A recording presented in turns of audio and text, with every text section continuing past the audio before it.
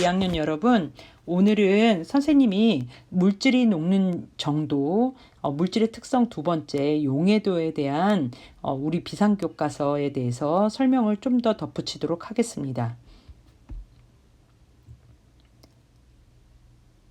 자, 이 용해도에 대해서 학습 목표, 여러 가지 물질의 용해도를 측정하고 비교할 수 있다. 용해도가 물질의 특성임을 설명할 수 있다. 지금 물질의 특성 두 번째인데요. 이 용해도가 어떻게 물질의 특성이 될 수 있는지 살펴보도록 하겠습니다. 자, 이 그림은 지금 교과서에 나와 있는 그림인데요.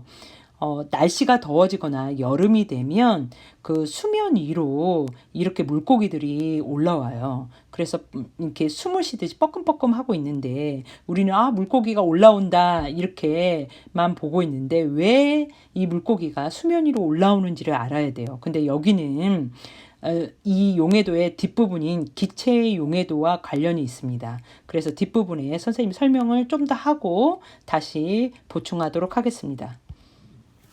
자, 이 용해도와 관련해서 초등학교 5학년 과학에 대해서 복습을 좀 할 필요가 있는데요.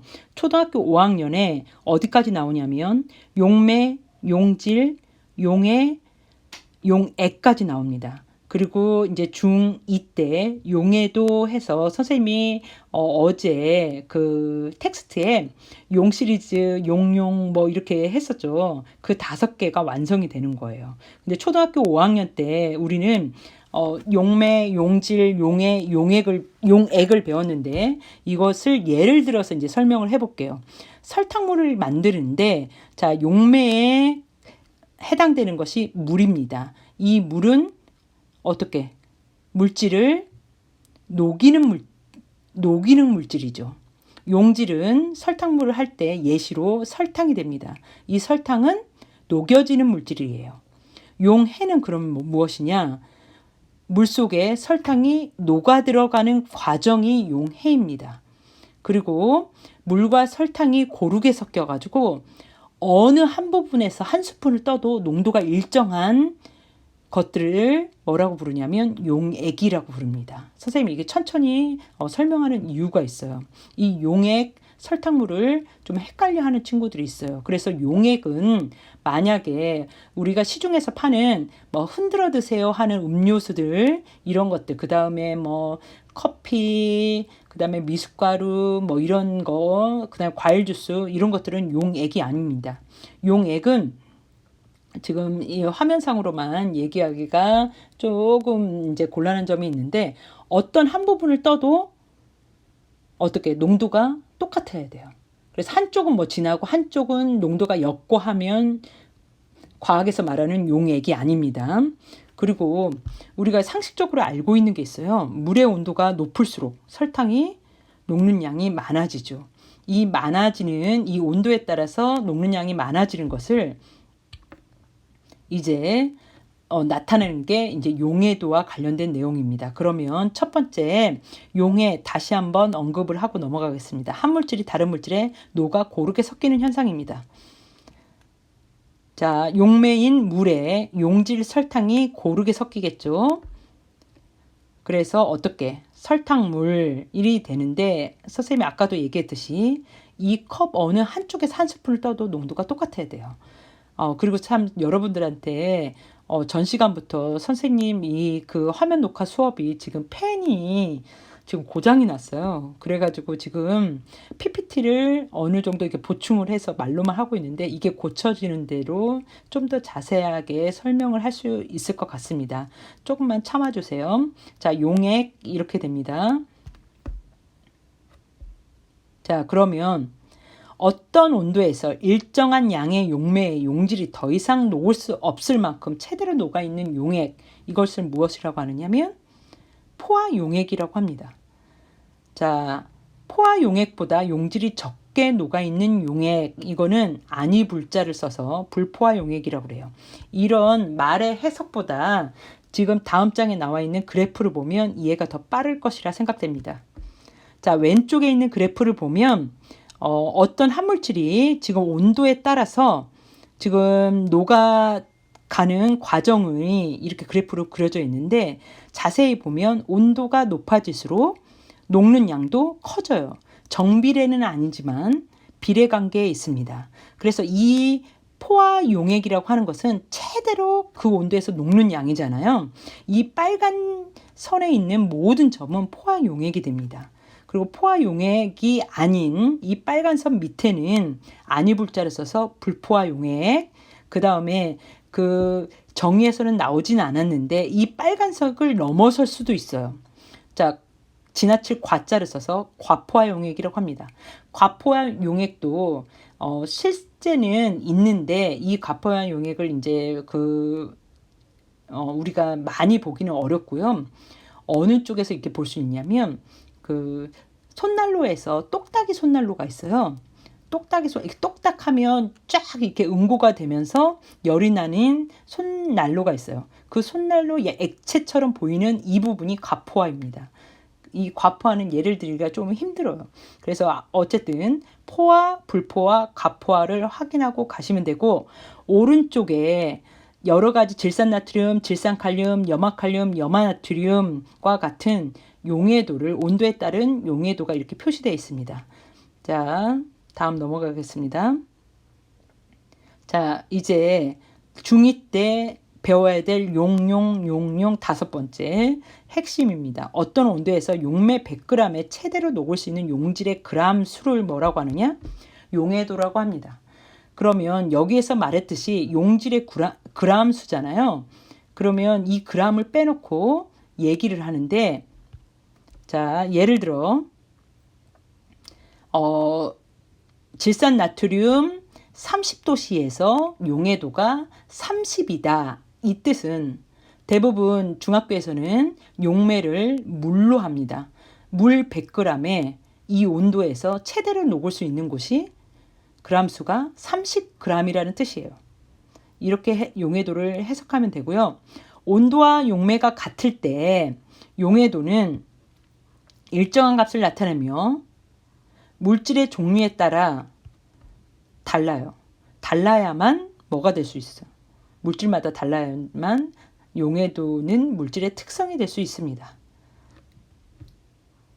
물질의 용해도를 나타낼 때는 온도와 용매의 종류를 함께 표시해야 됩니다. 선생님이 아까도 얘기했듯이 중학교의 대부분의 문제는 물이 용매 역할을 하지만 실제로 이제 고등학교 가면 이게 에탄올이 될 수도 있고 다른 물질이 될 수도 있어요. 그러나 우리가 이제 문제에서 접하거나 이런 것들은 중학교 수준에서는 용매가 다 물에 해당됩니다. 자, 온도에 따른 물질의 용해도는 용해도 곡선으로 나타날 수 있다. 아까 전에도 한번 봤습니다. 자, 용해도 곡선 이러합니다. 각각의 온도에서 어떻게 최대로 녹을 수 있는 그람수를 표시했는데 여러 번 반복되고 있는데 중학교에서는 물 100g이 기준입니다. 그러면 이 그래프를 자세히 보면 자, 온도에 따른 물질의 용해도를 비교할 수가 있고요.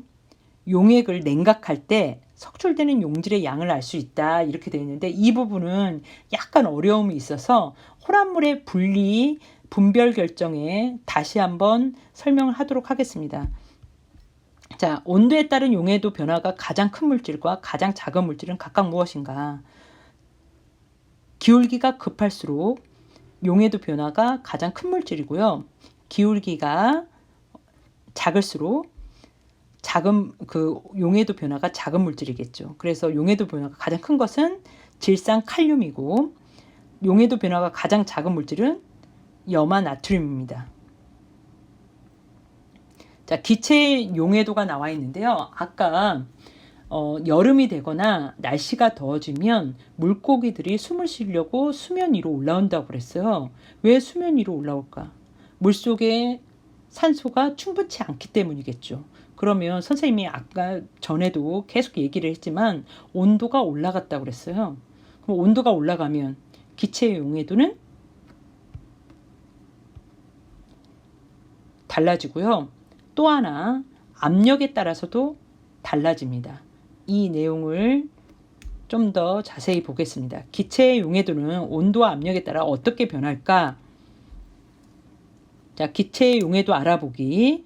자, 탄산 음료가 든 시험관 2개를, 이거 교과서에 있는 건데요. 뜨거운 물과 얼음물이 담긴 비커에 각각 넣고 각 시험관에서 기포가 발생하는 정도를 관찰합니다. 자, 우리가 그 탄산음료다 이런 거를 이렇게 병뚜껑을 딸 때도 기포가 나올 때가 있죠. 근데 여기에서 기체의 용해도에서 여러분들이 조심해야 될 거는 이 기포가 핵심이 아니에요. 그 밑에 있는 물에 녹아있는 이산화탄소이지, 기포는 지금 물에 녹지 않고 이산화탄소가 밖으로 빠져나가는 과정이기 때문에 기포가 발생하지 않을수록 기체의 용해도가 큰 것입니다. 어느 시험관에서 기포가 더 많이 발생하겠는가? 자, 뜨거운 물이 담긴 비커에 넣은 시험관에서 기포가 더 많이 발생합니다. 이 기포가 많이 발생한다는 것은 원래 본 물의 이산화탄소의 양은 작아졌다는 거예요.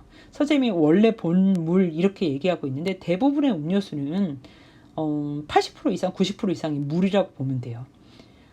우리가 탄산음료의 제일 대표적인 사이다 같은 경우는 사이다의 재료가 물, 설탕, 이산화탄소, 그 다음에 약간 향을 내는 것들이에요. 그게 다예요. 그렇기 때문에 이 물 속에 이산화탄소가 많이 들어있을수록 기체의 용해도가 큰 것입니다. 기포가 많이 나오면 기체의 용해도가 작아지는 거예요. 자, 그 다음에 압력에 관련된 내용인데요. 이건 직접 봐야 확실한데, 감압용기라는 게 있어요. 1학년 때 해보았는지 모르겠지만 여기에다가 그 마시멜로나 초코파이를 넣으면, 자, 압력을 감해준다 하는 용기예요. 자, 압력이 차츰차츰 적어지면서 어떻게 되죠? 마시멜로우가 부풀어 올랐었어요. 부피가 커졌죠. 근데 여기서는 그 압력과 부피 관계를 나타내는 게 아니라 감압 용기에 그 탄산음료를 넣고 이렇게 펌프질을 하다 보면 어떻게 되느냐? 기포가 많이 발생합니다. 그러면 압력이 낮아질수록 어떻게 되는 것이죠? 이산탄소의 용해도가 작아지는 거죠. 기포가 많이 발생할수록 용해도는 작아진다고 얘기를 했습니다. 공기를 빼낼수록 기포가 발생하는 정도는 어떠한가? 공기를 빼낼수록 기포가 더 많이 발생합니다. 이로 보아, 자, 기체의 용해도는, 자, 탄산음료에서 기포가 발생하는 것은 무엇을 뜻하는가? 기체의 용해도는 물에 녹아있는 기체의 양이 많을수록 용해도가 큰 것이에요. 기포가 발생한다는 것은 물에 녹을 수 있는 이산화탄소 기체의 양이 줄어든 것을 뜻해요. 즉, 이산화탄소 기체의 용해도가 작아진 것을 뜻합니다. 자, 기체의 용해도는 항상 온도와 압력을 항상 따져줘야 돼요.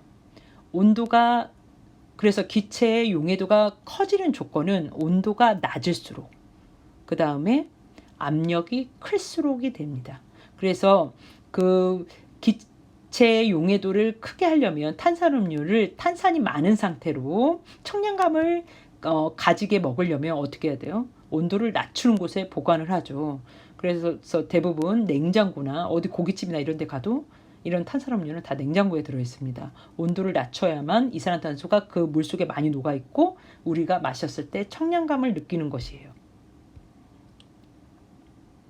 자, 그래서 다시 한번 정리합니다. 기체의 용해도는 온도가 높을수록 작아지고 압력이 낮을수록 작아집니다. 그래서 온도와 압력을 꼭 따져줘야 돼요. 자, 그러면 여기까지 용해도를 정리하는 시간을 갖도록 하겠습니다. 수고하셨습니다.